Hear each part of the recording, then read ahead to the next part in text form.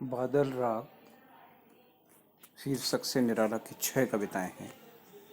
उनमें से बादल राग प्रथम आपके पाठ्यक्रम में संकलित है। महाप्राण निराला द्वारा विरचित बादल राग में वे बादलों के उमड़ने, घुमड़ने, बरस पड़ने, उनकी उत्पत्ति, उनके लोक कल्याणकारी स्वभाव आदि का मनोरंजक शब्द चित्र अंकित करते हैं।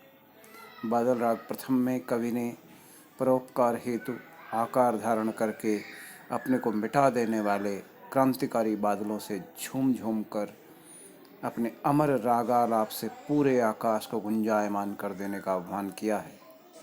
बादल स्वभाव से ही सृजन करता प्राकृतिक तत्व हैं। इनके बिना प्राकृतिक जीवन के साथ साथ समस्त जीव चराचर मानव जीवन का अस्तित्व खतरे में पड़ सकता है। कवि ने वर्षा को हर्ष या खुशहाली का प्रतीक बताया है। वहीं बादल की भयंकरता भी प्राकृतिक जगत के मंगल विधान का प्रतीक है, जो संपूर्ण आकाश में व्याप्त है। ये एक प्रकार से भव्यता का संसाधन है। बादलों की भयंकरता क्रांति का स्वरूप है। उसमें जीवन की शोषण से मुक्ति और समरसता व्याप्त है। कवि बादलों के गर्जन को जीवन की आस्था एवं आवश्यक व्यवस्था मानता है, जिसमें जीवन संचालित होता है। बादलों द्वारा प्रदत्त अमृत रस प्राकृतिक उपादानों का द्योतक है। पृथ्वी के समस्त क्षेत्रों में वर्षा का बरसना निष्पक्ष एवं प्रकृति प्रेम का प्रतीक है। यहाँ कोई भेदभाव नहीं है। कवि इस वितरण व्यवस्था में एक रूपता देखता है और जनमानस को इससे परिचित कराना चाहता है। निराला जी के व्यक्तित्व की यही विशेषता है। इनमें क्रांति के भाव सर्वत्र एक से दृष्टिगत होते हैं। भूमि प्लावन की प्रक्रिया में वर्षा का जल सुधारस के समान एवं अद्वितीय है। जमीन के धंसने के जल स्राव की मात्रा बढ़ने लगी है। चारों तरफ प्रसन्नता का वातावरण विद्यमान है। सभी के सभी प्रसन्नता से बेचैन से हैं कि वे खुशियां मनाएं। इस प्रकार प्रकृति प्रदत्त जीवन की समरसता समस्त समाज के लिए प्रेरणा स्रोत है। कवि निराला ने वर्षा ऋतु के बादलों से कहाँ कहाँ बरस कर रस से सराबोर कर देने की बात कही है। निराला जी ने वर्षा ऋतु के बादलों का आह्वान करते हुए कहा है, हे बादल झूम झूम कर और घनघोर गर्जन तर्जन करके समस्त आकाश में अपनी गर्जना को भर दो। हे बादल, तू इतना बरस कि झरझर करते हुए झरनों, पहाड़ों, तालाबों, घरों, मकानों, मरुस्थलों, हिलते डुलते पेड़ पौधों और यहाँ तक कि सागर में भी तुम्हारा जल फैल जाए। चारों तरफ जल ही जल दिखे। सारांश ये है कि यहाँ तुम्हें रस से सराबोर होकर राहत की सांस ले। कवि निराला जी बादलों को संबोधित करते हुए जोर देकर कहते हैं कि हे बादल, तू अपने साथ मुझे भी खुले आकाश की अंतिम ऊंचाई तक ले चल और तू अपनी गर्जन का भयानक स्थान का दर्शन करा दे। मैं इस स्थान को देखना चाहता हूँ। यहाँ पर तेरे द्वारा भयानक गर्जन करने से वर्षा होती है और गर्जन तर्जन से क्रांति और सर्जन दोनों साकार होते हैं। निराला इस तरह से बादल की क्रांतिकारी भूमिका के साझीदार बनना चाहते हैं, साथ ही उसकी सृजनात्मक शक्ति के सहयोगी भी। निराला बादल के रूप में स्वयं निराला का व्यक्तित्व प्रक्षेपित है। स्वयं भी उतना ही बादल की तरह ओजस्वी, करवीले और विद्रोही व्यक्तित्व बनने की ओर प्रेरित करते हैं। साथ ही उसकी सरसता, उसकी नवजीवनदायी भूमिका में भी उतने ही भागीदार होना चाहते हैं। निराला का व्यक्तित्व एक तरफ वज्र की तरह अटल एवं शान और शौहरत से भरपूर एवं आकर्षक है, दूसरी ओर वो इतना ही द्रवित हो जाने वाला है। उनका शानदार व्यक्तित्व दूसरों के लिए प्रेरणा है। बाल्यकाल की आर्थिक विपन्नता, युवा काल में अप्रत्याशित रूप से भी मिली स्वजनों की वियोगावस्था के साथ जब कविवर निराला जी ने समाज में व्याप्त शोषण के भयंकर स्वरूप को अनावृत किया, तो उनका व्यक्तित्व विद्रोह करने के उद्देश्य से मचल उठा। उनकी जीवन दृष्टि को बंगाल की संस्कृति और पारंपरिक व्यवस्था ने संपन्न बनाया। निराला जी स्वयं बंगाल के महापुरुषों विद्वानों के सानिध्य में दर्शन शास्त्र को आत्मसात किया। इनका बहुमुखी व्यक्तित्व बहुत ही प्रतिभाशाली एवं यथार्थपूर्ण था। सामाजिक दृष्टिकोण से इनका व्यक्तित्व मिलनसार और अंदर किसी प्रकार का वैचारिक मतभेद नहीं था। इस प्रकार वहाँ बादल निराला के व्यक्तित्व का प्रतीक भी हैं। बादल राग में निराला ने प्रत्यक्ष रूप से बादलों से वर्षा करने की बात कही है।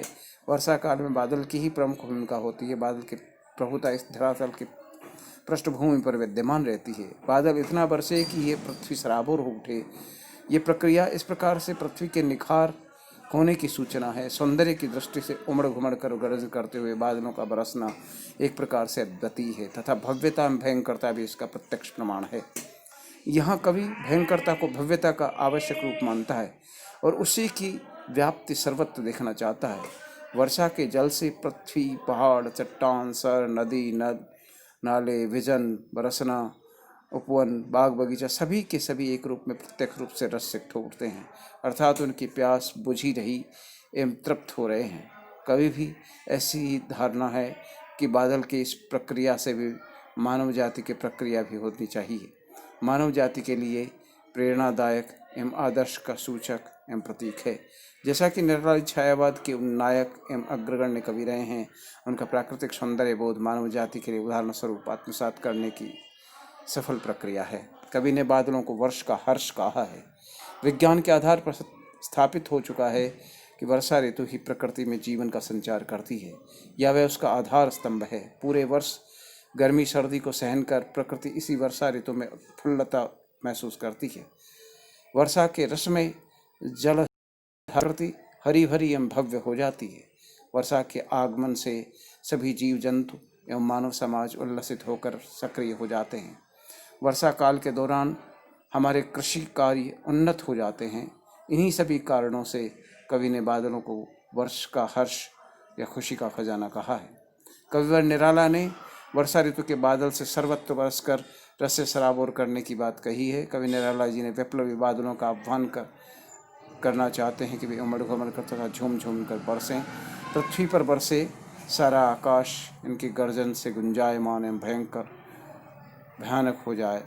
ये सारे बादल पृथ्वी के सभी क्षेत्रों में जैसे नदी, पर्वत, आह्वान, तालाब सभी जगह पर घर द्वार, खेल खलियान इतना बरसें कि पूर्णतः प्लावित हो जाएं। इनसे नवजीवन छा जाए, सभी प्रकार के लोगों के मन में की खुशी हो। कवि ने बादलों को वर्ष के हर्ष के रूप में आह्वान करते हुए पूरे साल बरसने और गर्मी के प्रभाव से पृथ्वी को के समतल तापमान में व्यापक फेरबदल करने और समरसता लाने की बात कही है। अतः तापमान की स्थिति को सामान्य बनाने के क्रम में प्रकृति को हरा भरा करने के उद्देश्य से कवि ने बादलों को संबोधित करते हुए आवाज़ दी है, हे बादल, इस धरातल पर इतना बरसो कि चारों तरफ शीतलता छा जाए, सारी गंदगी, सारी दुख, पीड़ाएं, वेदनाएं समाप्त हो जाएं। बादल कवि के लिए प्रेरणा एवं प्रकृति के उपादेय हैं, आवश्यक तत्व हैं। उनके बरसने से समृद्धि आती है, चारों ओर हर्षोल्लास का वातावरण रहता है। निराला ने बादलों से आह्वान किया है कि उनकी गर्जना भरे संसार में ले चलें, जहाँ बादलों के गर्जन तर्जन से वर्षा हो और हृदय में एक प्रकार के हलचल उत्पन्न हो जाए। कवि उस जगह चलने की कामना करता है जहाँ वर्षा जल से प्लावित सारी सृष्टि खुशनुमा हो जाती है। कवि इस भौतिक जगत की आडंबर भरे शोर शराबे से तंग आ चुका है, इसलिए मन की शांति और आत्मतुष्टि पाने के उद्देश्य से वो बादलों के साथ गगन को देखना चाहता है। बादल राग में वस्तुतः भारतीय स्वतंत्रता संग्राम की क्रांतिकारी धारा की अनुगूंज भी सुनाई पड़ती है। मूल रूप से बादल राग 3 अर्थ छायाएं लेकर उपस्थित होता है। एक प्राकृतिक, जिसमें बादल और वर्षा ऋतु का प्राकृतिक चित्रण है अपने संपूर्णता में। पहले की तपिश, धरती की प्यास, पानी की कमी, उसमें सरसता उड़ेलते हुए बादल, जीवनदायी बादल, नए जीवन का संचार करते हुए बादल। दूसरी ओर भारतीय स्वतंत्रता संग्राम में क्रांतिकारियों की भूमिका को इंगित करते हैं निराला कि वे भी इतने ही दुर्धर्ष और भयंकर स्वरूप धारण रखते हैं। देश और की आत्मा दुखी पीड़ित व्यक्तियों की आत्मा को तुष्टि मिलती है और शोषणकर्ताओं का संहार होता है। जो पराय विदेशी सत्ता स्थापित है उसको उस पर प्रहार होता है। तीसरे स्तर पर निराला अपने व्यक्तिगत जीवन में मिलने वाली दुख और पीड़ाओं पर बादल की तरह आघात भी करना चाहते हैं और नए सृजन का आह्वान भी करना चाहते हैं।